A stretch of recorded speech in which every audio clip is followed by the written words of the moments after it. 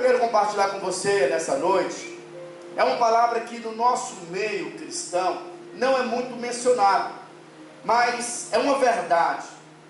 Viva intensamente.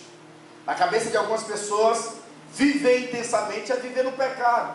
Mas sabe, viver no pecado não é viver intensamente, porque na verdade, quem vive intensamente no pecado, o salário do pecado é o que, irmãos? É a morte. Vai ter um momento em que a conta vai chegar. Algumas pessoas também acreditam que quem vive intensamente é quem tem dinheiro. Mas eu quero que você entenda algo, irmãos.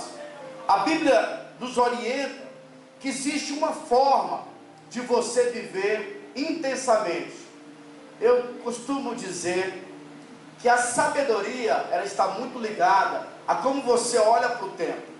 Tempo é a moeda mais cara da terra. Quando você converte tempo em resultado, isso é sabedoria. Quando você usa o tempo de uma maneira apropriada, isso é benéfico para você. Mas sabe, eu quero te orientar, eu quero desafiar você a no ano de 2024, você viver uma vida intensa na presença do Senhor. Eu vou te mostrar então um caminho, algumas lições para você viver intensamente na presença do Senhor. A primeira lição que eu quero te ensinar é que não tem como nós vivermos intensamente se você vive debaixo de condenação. Algumas pessoas vivem muito presas ao passado delas. E o que Paulo está orientando aqui? Olha, uma coisa eu faço, esquecendo-me das coisas que para trás ficam, eu avanço para as que adiante de mim estão, eu prossigo para o alvo, para o prêmio da soberana vocação em Cristo Jesus. Não tem como nós vivermos intensamente debaixo de culpa e debaixo de condenação. E é um fato que todos nós já fizemos algumas coisas no passado, que aquilo talvez tenha nos condenado. Talvez você perdeu um ente querido, e aí você perdeu essa pessoa e ela foi embora, mas talvez você não resolveu algumas pendências. Na sua trajetória, você foi ferido e você também feriu. E essas marcas às vezes tentam nos paralisar. O alvo do diabo sempre é te prender. Mas a Bíblia diz que em Cristo nós somos perdoados.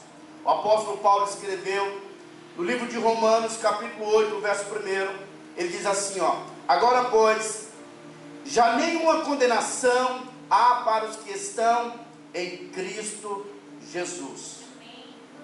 Se você não está no Senhor, não tem como você viver de uma maneira intensa, porque a condenação sempre virá na sua vida. Tantas coisas erradas que nós já fizemos, e normalmente o diabo vai tentar te acusar. Mas eu quero te falar uma coisa, lá na cruz houve uma grande substituição. A Bíblia diz que o sacrifício de Jesus na cruz, ele veio para substituir os nossos erros. E a Bíblia diz que pela fé nós podemos receber o perdão do Senhor. E nós, por meio de Jesus, podemos calar a boca do acusador, calar a boca do diabo. Paulo então diz, olha, agora pois, nenhuma condenação há para aqueles que estão em Cristo Jesus. Isso é tão poderoso, mas isso não se aplica na vida de todas as pessoas. Isso só se aplica na vida daqueles que tiveram uma experiência com Jesus.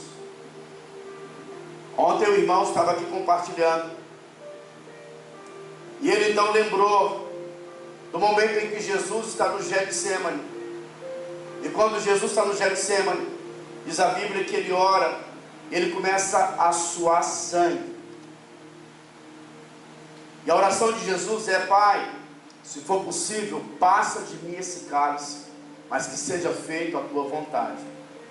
Jesus, em outras palavras, estava dizendo: Senhor, tem outra maneira, tem outra forma de salvar o homem, que não seja essa pena de morte, porque no meu corpo eu vou receber a condenação do mundo inteiro. E Jesus então diz: olha, mas que seja feita a tua vontade. Em outras palavras, Deus estava dizendo para Jesus: não tem outra maneira. A única maneira é você indo para a cruz. Só assim o diabo já não terá mais autorização para te condenar. Então essa mensagem só se aplica para quem recebeu o Senhor Jesus. Não tem como nós vivermos intensamente debaixo de condenação, porque na verdade o diabo nos acusa, as pessoas tentam nos acusar, mas a Bíblia diz que a maneira de nós vencermos o diabo, como disse o apóstolo João disse que nós vencemos o diabo com o sangue do Cordeiro e com a palavra do testemunho. Por meio do sangue de Jesus já não haverá mais nenhuma condenação. Isso é libertador. Irmãos, eu vivi até os meus 18 anos de idade, 17, quase 18 anos de idade, eu vivi sem Deus. Eu magoei muita gente. Eu também fui muito ferido. E normalmente a gente tenta carregar essas coisas conosco.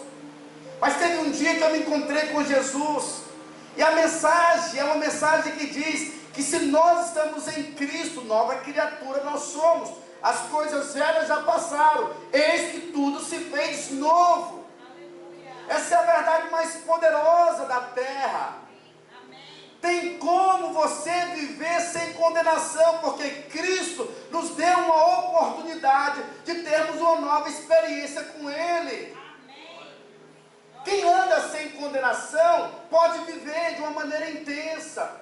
Nós podemos calar a voz do diabo e dizer: não, o meu passado já foi resolvido, a minha dívida já foi paga. Nós calamos a voz do diabo dizendo: não, essa enfermidade não tem legalidade na minha casa. Por quê? Porque ele foi maldito no meu lugar. Aleluia. Se aproprie da sua posição. Viva intensamente na presença do Senhor.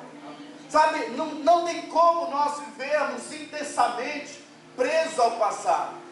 A tática do diabo é sempre te conduzir ao seu passado. E sabe uma coisa? Nessa minha caminhada com o Senhor, eu tenho aprendido a gostar do novo. Eu quero sempre experiências novas com o Senhor. A Bíblia diz que o que olhos não viram, ouvidos não ouviram, jamais penetrou no coração humano, é o que Deus tem preparado para os seus filhos. A Bíblia diz que o Senhor tem pensamentos bons a nosso respeito, pensamentos de paz e não de mal, para nos dar o fim que desejamos. Viva intensamente. Vença a acusação, vença o acusador e diga: em Cristo já não haverá mais nenhuma condenação. Amém. Sabe quando você vence a acusação, você então pode desfrutar de paz, a paz que excede todo o entendimento humano.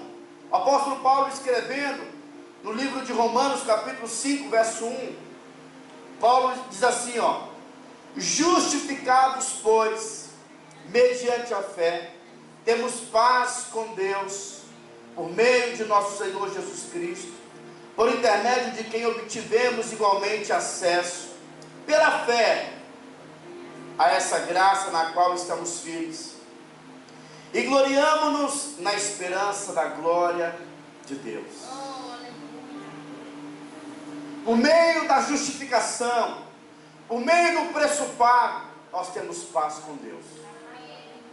Deus não está irado com você.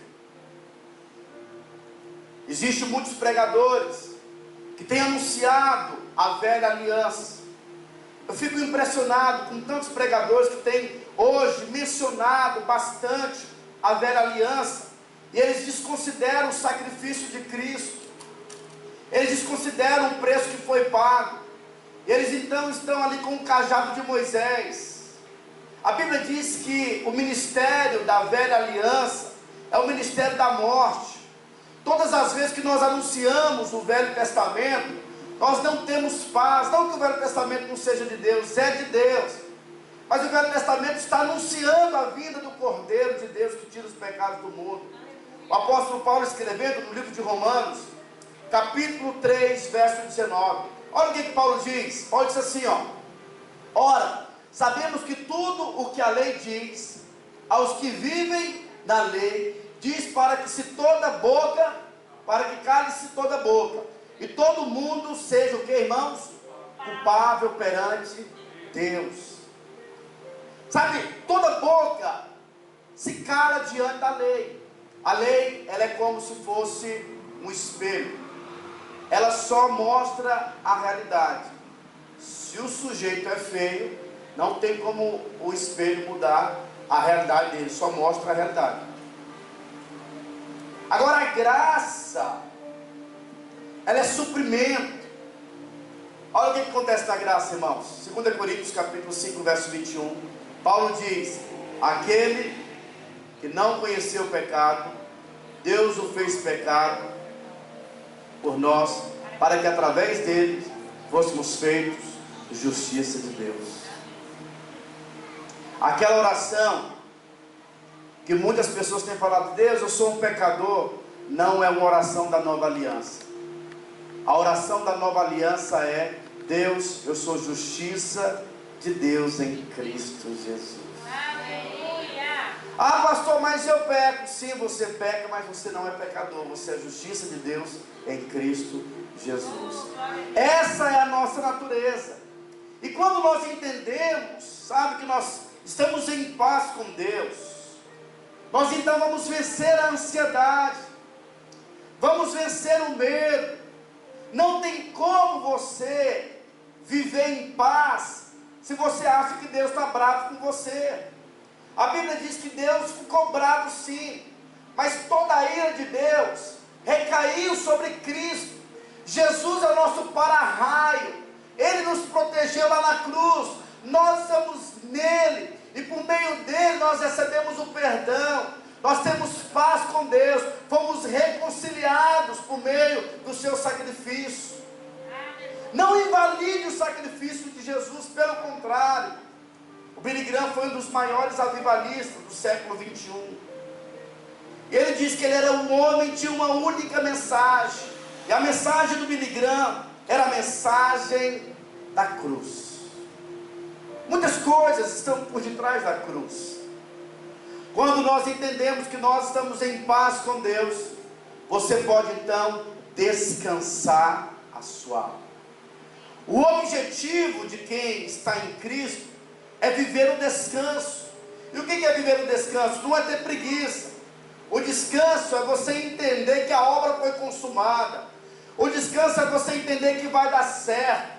O descanso é, ainda que você esteja passando por adversidades, esteja passando por um momento caótico, a Bíblia diz que todas as coisas irão cooperar para o bem daqueles que amam a Deus e foram chamados segundo o seu propósito.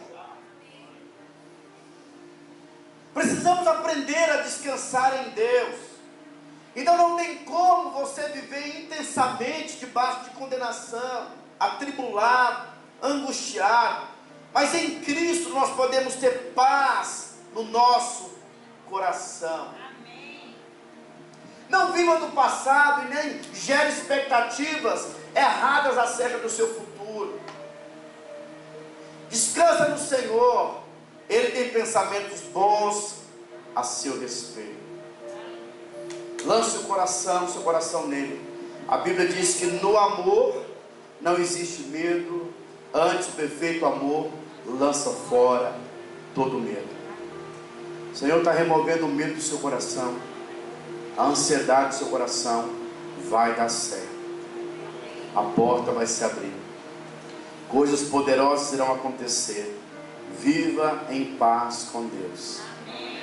Sabe, não tem como você viver em paz, não tem como você viver intensamente se você não aprender a lição de ter boas expectativas acerca do seu futuro.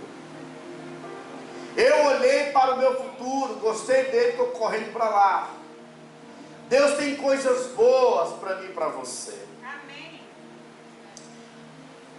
No livro de João, capítulo 17, verso 23, Jesus, na sua oração sacerdotal, ele diz assim, ó: eu neles e tu em mim, a fim de que sejam aperfeiçoados na unidade, para que o mundo conheça que tu me enviastes e os amastes, como também amastes a mim. O Senhor está dizendo o seguinte: olha, se você está nele, você é amado, você é escolhido.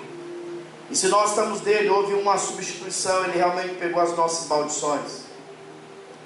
Eu gosto tanto do livro de Gálatas, capítulo 3, verso 13. Gálatas 3, 13. Olha o que o apóstolo Paulo escreveu: Cristo nos resgatou da maldição da lei, fazendo-se ele próprio maldição em nosso lugar. Porque está escrito: maldito todo aquele que for pendurado em um madeiro. Veja bem, o que é a maldição da lei? Eu não sei se você tem contato com a Bíblia, mas depois você vai lá no livro de Deuteronômio, capítulo 28, do verso 1 até o verso 14, há uma promessa para quem é justo. E ele fala que você vai ser abençoado ao entrar, ao sair, você vai andar por cima e nunca por baixo, você vai ter para emprestar e nunca para pedir emprestado. Já do verso 15 em diante, ele fala que se você não conseguir obedecer os mandamentos, aí tem um monte de maldição. Mas aqui Jesus está dizendo o seguinte: olha, eu cumpri e carreguei toda a maldição da lei. Agora em mim vocês são justiça de Deus em Cristo Jesus. E por meio de Cristo, agora a bênção foi liberada sobre você. A enfermidade pode até vir, mas ela não tem propriedade para permanecer. Sabe, momentos difíceis financeiramente pode vir, mas isso não pode determinar a sua real identidade, porque no Senhor você é próspero. A Bíblia diz que nós não seremos mais condenados, porque nós passamos da morte para a vida.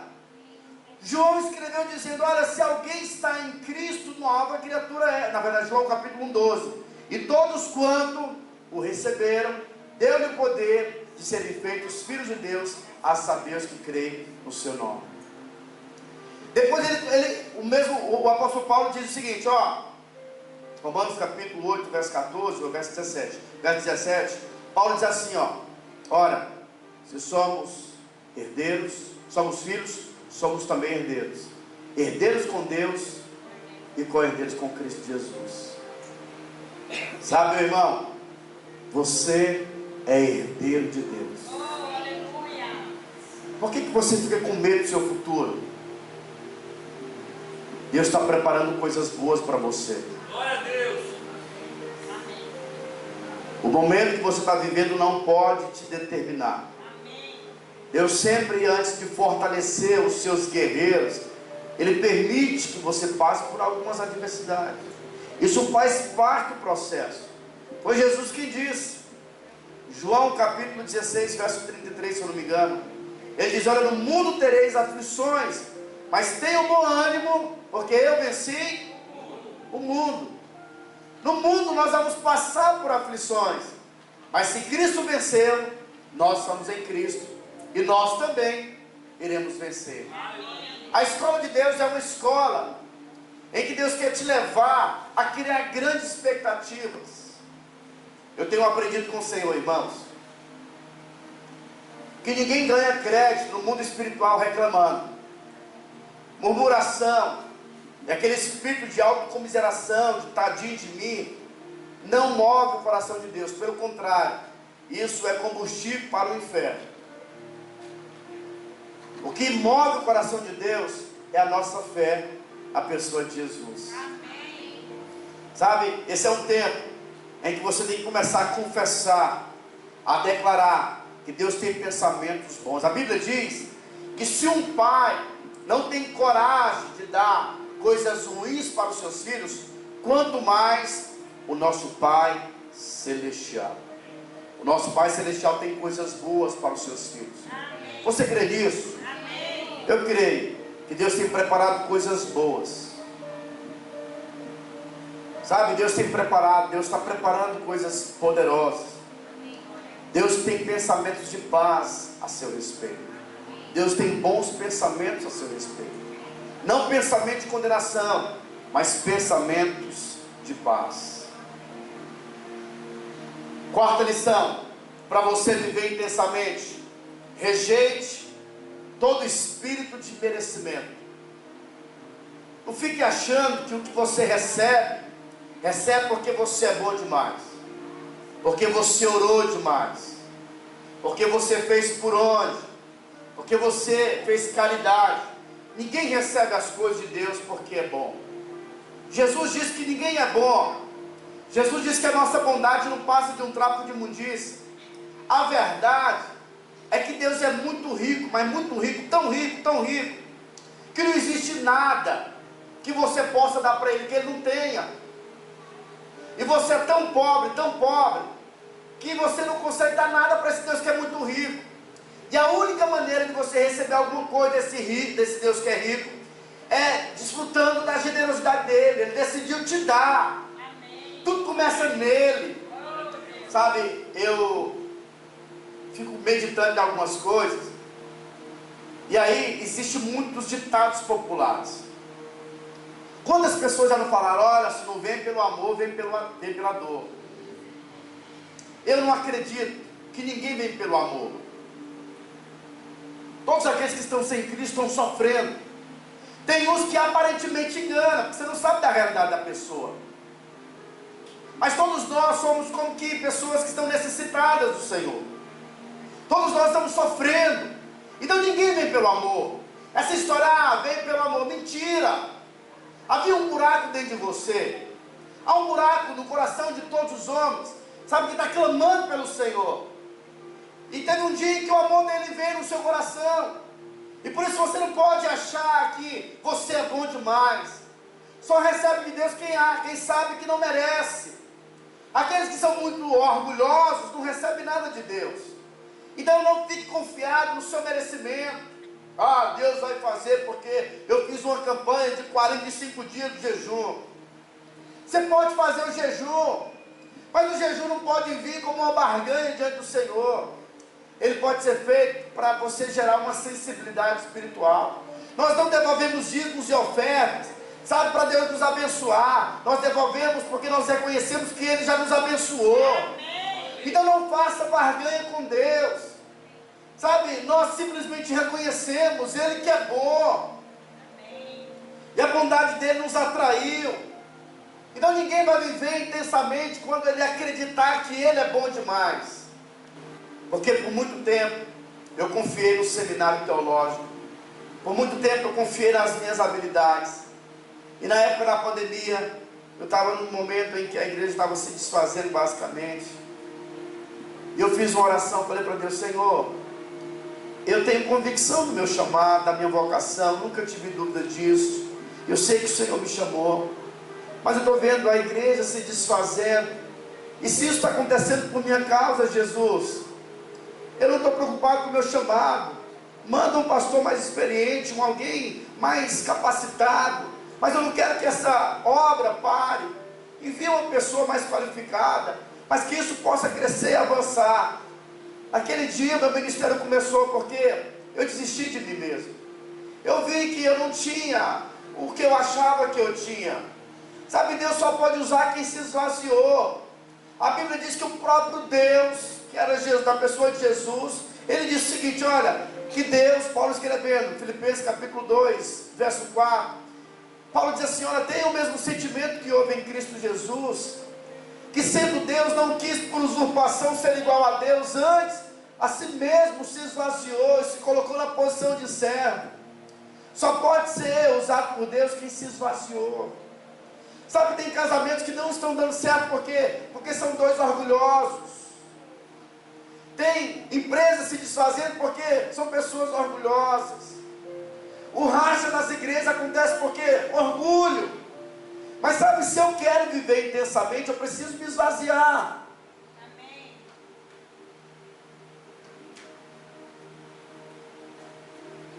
É complicado aquelas pessoas que se idolatram, se acham demais.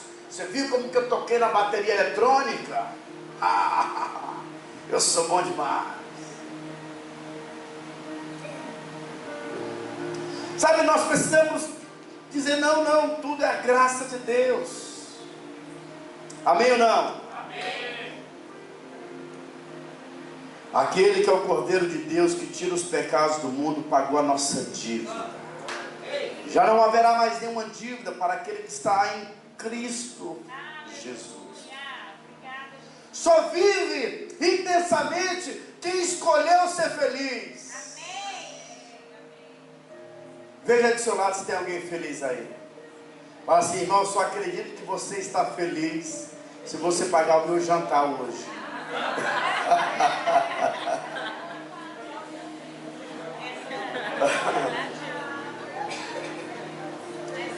1 Pedro capítulo 3, verso 10. Pedro diz assim, ó: quem quer amar a vida e ver dias felizes, decida ser feliz. A felicidade é uma escolha. A felicidade acontece quando nós mudamos os nossos pensamentos. Digamos que eu estou ali no impasse com a minha esposa, briguei com ela, e está aquele pé de guerra, dois orgulhosos, e um fica falando, e o diabo entra no meio, e ele vai lançando setas na sua mente, e a mulher vai falar: a pior coisa que aconteceu na minha vida foi que eu casei com você. Aí o homem vai falar: você que não tem, e começa aquela briga. Aí de repente o irmãozinho bate a campainha, plinda. Aí você vai atender o irmão: paz do Senhor, pastor. Aí como é que o pastor vai ficar? Oi, querido, vamos entrar. E a esposa: você aceita água? Ah, mas ele está pegando agora, mudou o humor. Perceba que nós temos o poder de mudar o nosso humor. Então decida ser feliz. Decida ser feliz. Manda, sabe, a tristeza embora. A Bíblia diz que na presença do Senhor até a tristeza salta de alegria. Sabe, vai ser feliz quem muda a mentalidade. Pessoas que vivem com medo, pessoas que vivem ansiosas, são pessoas que têm alimentado-se de informações erradas. Se você passa muito tempo na televisão, você está se alimentando, na rádio, nos jornais, e se alimenta. Mas se você começar a trazer à sua mente promessas do Senhor, você vai viver bem feliz. O apóstolo Paulo diz no livro de Filipenses, capítulo 4, verso 8, Paulo diz: olha, tudo que é verdadeiro, tudo que é amável, tudo que é puro, tudo que é justo, tudo que é de boa fama, se algum valor há, e se alguma virtude existe, seja isso que esteja no vosso pensamento. O profeta diz assim: olha, eu vou trazer à minha mente aquilo que me traz esperança. Sabe, todo pensamento negativo, toda vez que você se pegar triste, debaixo de ansiedade, abatido, isso é sinal de pensamentos malignos que estão tentando te nocautear. A sua mente é um campo de batalha. Então você precisa ser um guardião da sua mente e rejeitar todos os pensamentos negativos e se apropriar daquilo que vai te trazer esperança. Decida ser feliz. Amém. Não dê ocasião para a tristeza.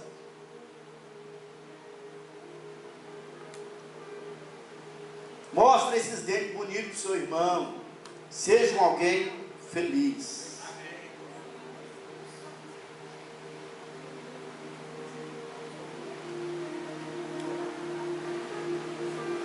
Olha, algumas pessoas podem falar: pastor, mas quer dizer que eu não tenho direito de ficar triste? Não vai ser bom para você. Paulo diz assim, ó: alegrai-vos, mais uma vez eu vos digo, alegrai-vos no Senhor.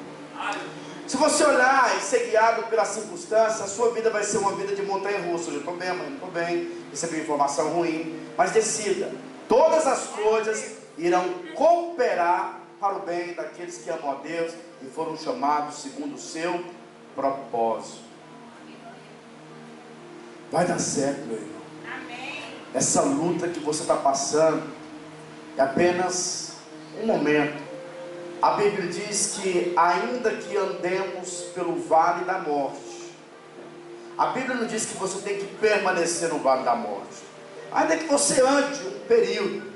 É interessante que no livro de Salmos, capítulo 23, o salmista começa a dizer, né, que o Senhor é meu pastor e nada me faltará. O Senhor me leva para os pastos verdejantes, para as águas de descanso.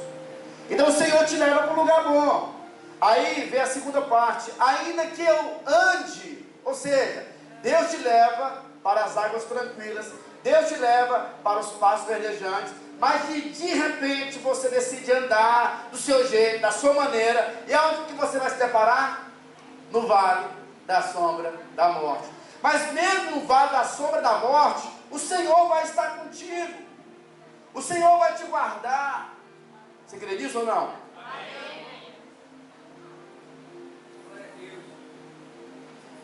Sexta lição, para aqueles que querem viver uma vida intensa, uma vida feliz: seja grato. A gratidão move os céus. A gratidão tem o poder de ativar o sobrenatural. A Bíblia diz que Jesus ressuscitou o morto porque ele agradeceu. Ele multiplicou os pães, nos ensinando que o sobrenatural, a abundância está na gratidão. Nós seremos promovidos quando a gratidão estiver nos nossos lábios. Amém. Creia que a gratidão é uma arma contra o inferno. A gratidão ativa o poder de Deus para manifestar a sua abundância. Nós não falamos aquilo que nós estamos vendo, mas falamos aquilo que nós cremos, as promessas de Deus. Creia que Ele é um Deus bom. Minha esposa fez um recipiente em casa e colocou lá, local da gratidão. E ela então coloca os motivos porque ela é grata, coloca lá dentro desse local. Achei interessante, talvez seria uma dica para você. À medida em que nós crescemos no espírito da gratidão, isso vai ser bênção para você. Você só não vai ter gratidão se você for alguém orgulhoso. O orgulhoso não é grato. Pelo contrário, o orgulhoso, ele acha que está fazendo um favor. Ele acha que as pessoas estão em dívida com ele. Reclamação também não atrai o céu.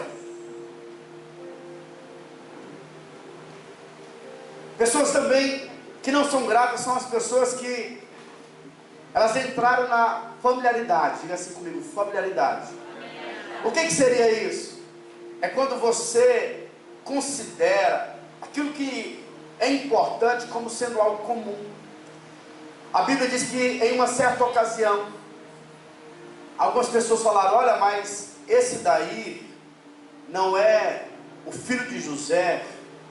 Não mora ele em Belém? Esse cara já fez um armário na minha casa. E a Bíblia diz que Jesus não pôde fazer muitos milagres ali, porque o povo não o viu como sendo um profeta vindo da parte do Senhor. Tem casamentos que não estão agradáveis, porque já tem um espírito de familiaridade. A mulher gosta muito daquelas camisas, sabe? E o homem às vezes desleixado. Eles então se acostumaram um com o outro. Então nós precisamos aprender a valorizar os nossos relacionamentos. Amém ou não? Amém. E a última lição, a gente colocou aqui como último, não que seja o menos importante, mas que na verdade é o mais importante. Para você viver uma vida intensa, aprenda a desfrutar do Senhor. A vida cristã, ela não pode ser uma religião. Você não serve a Deus apenas participando de um culto. Você não participa apenas de uma célula e diz que é um servo do Senhor. Nós temos que entender que para vivermos intensamente, nós temos que ter raízes profundas no Senhor. Precisamos ouvir a voz do Espírito Santo. Precisamos ser guiados por Ele. A nossa geração não está necessitando de homens capazes, de homens inteligentes. Nós temos muitas pessoas inteligentes. O que na verdade há uma carência hoje é de homens e mulheres que sejam profundos no Senhor.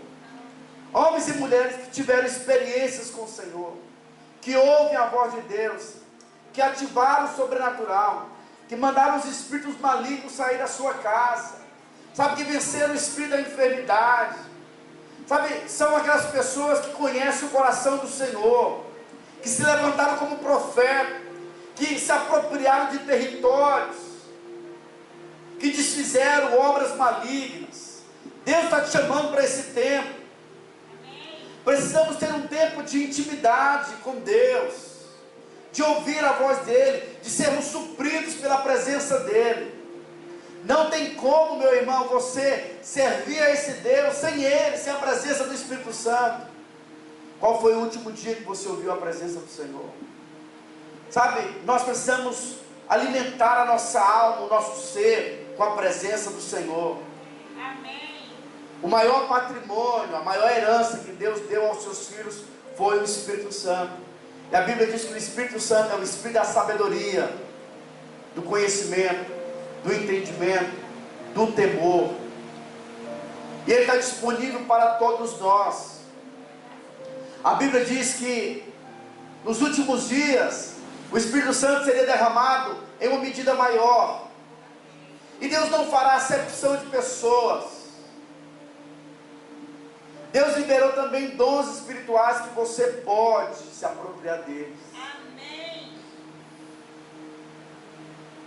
Depois que você é salvo, foi lavado pelo sangue do Cordeiro, você não precisa ficar feliz apenas com a salvação, não. Nós somos salvos para ativarmos o reino dos céus. Aleluia. Quando o reino dos céus é ativado, a enfermidade tem que ir embora, os demônios têm que fugir. Por um caminho ele vem, mas por 7 ele tem que fugir de vós. Quando nós ativamos o reino espiritual, o reino de Deus, nós recebemos dons espirituais. Eu lembro que lá em Goiânia estava tendo 2 células, a célula de adultos e a célula de crianças, a mesma casa. E naquela célula, naquela ocasião, foi um negócio tão poderoso, o Espírito Santo estava se movendo. E na célula de adultos, um homem ficou endemoniado e ele saiu correndo. E quando passou na célula das crianças, uma criança levantou a mão: está amarrado em nome de Jesus. Na hora, o cara caiu lá no chão, lá, com a mão para trás, e os adultos vieram e terminaram de expulsar. Mas uma criança foi usada pelo Espírito Santo, expulsando aquele demônio, exercendo a autoridade do reino. Sabe, isso é para nós. Amém. Nós estamos vivendo em um tempo, Deus te plantou nesse tempo, Deus me plantou nesse tempo. Há um caos no mundo. Teve a pandemia, que é algo que realmente nunca aconteceu na história. Muitas pessoas estão servindo a outros deuses, estão se destruindo. E nesse tempo, Deus está levantando uma geração de homens e mulheres que Ele quer usar. Amém. Mas nós seremos usados na força do Espírito Santo. Mas sabe, irmãos, o diabo tem tentado nos seduzir, colocando coisas no seu coração, colocando prioridades que são passageiras e que são terrenas. Se o Senhor não for nosso maior prazer, se o Senhor não for o seu maior patrimônio, você não será usado pelo Senhor. Deus está nos convocando nesse tempo a nos entregarmos, a termos experiências com o Espírito Santo. Você vai receber, independente de você, Deus quer usar. E tudo que Ele quer hoje é que eu e você nos inclinemos para Ele. Eu acho tão interessante quando Davi, ele escreve no livro de Salmos, capítulo 1, no verso 2, Davi ele diz o seguinte: antes o meu prazer está na lei do Senhor, está no Senhor, e na sua lei, e na sua presença, eu estou de dia e de noite. Eu tenho falado que Deus não pode ser o primeiro do seu coração. Se Deus for o primeiro do seu coração vai ser um coração dividido. Vai ter o primeiro, vai ter o segundo, vai ter o terceiro. Deus não quer que o seu coração esteja dividido. Deus quer ser o único do seu coração. Aleluia. Se Ele for o único do seu coração, você vai atrair todas as bênçãos dos céus. Mas nós vivemos em uma geração tão superficial, onde as pessoas elas estão em busca do que Deus pode dar. E Deus está dizendo a você: olha, eu tenho algo maior do que as minhas mãos, eu tenho o meu coração para dar a você. No livro de Mateus capítulo 6, verso 33 está escrito: buscai, pois, em primeiro lugar o seu reino e a sua justiça, e todas as outras coisas vos serão acrescentadas.